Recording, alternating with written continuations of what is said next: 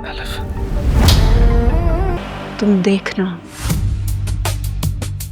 मैं तुम्हें नहीं छोड़ूंगी।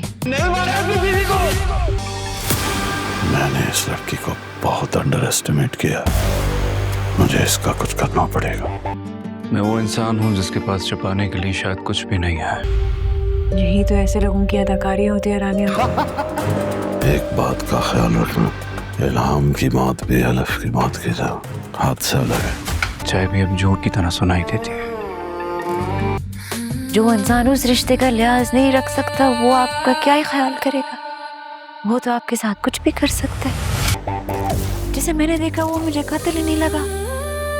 जिसकी आंखों में इतनी उदासी हो, इतना सन्नाटा हो, वो कातिल कैसे हो सकता है? सिहान के लिए बहुत मुश्किल वक्त आ गया है, क्योंकि एक तो उसके सामने उसकी बीवी की हमशक्ल इल्हाम होती है और वहीं दूसरी तरफ इल्हाम सिहान को इस बात का इल्ज़ाम दे रही होती है कि उसने अपनी बीवी एलिफ की जान ली है। और पहली दफ़ा जैसे ही सिहान इल्हाम को देखता है तो उसे लगता है एलिफ ही है, लेकिन एलिफ तो वहाँ पर नहीं होती, वहाँ पर इल्हाम होती है। और इल्हाम बहुत ज़्यादा गुस्से में होती है और वो सिहान को थप्पड़ भी मारती है और उसे यही बात कहती है, मैं तुम्हें नहीं छोड़ूंगी, तुम मेरी बहन के कातिल हो और मैं एलिफ नहीं इल्हाम हूँ। और सिहान जब ये बात सुनेगा उसे बहुत बड़ा झटका लगेगा, क्योंकि एलिफ ने उसे ये बात तो बताई थी, उसकी एक बहन भी है, लेकिन उसे दिखाया नहीं था। सिहान को अब यकीन आ गया है ये एलिफ नहीं और इल्हाम ही है। और वहीं दूसरी तरफ गाजी यूसुफ भी प्लान बना रहा होता है और वो ज़करिया को बुलाएगा और उसे यही बात करेगा, मैंने इस लड़की को बहुत ज़्यादा अंडर एस्टिमेट किया है, ये मेरी बहुत बड़ी गलती है, लेकिन मैं तुम्हें बता रहा हूँ इस बार कोई भी गलती नहीं होनी चाहिए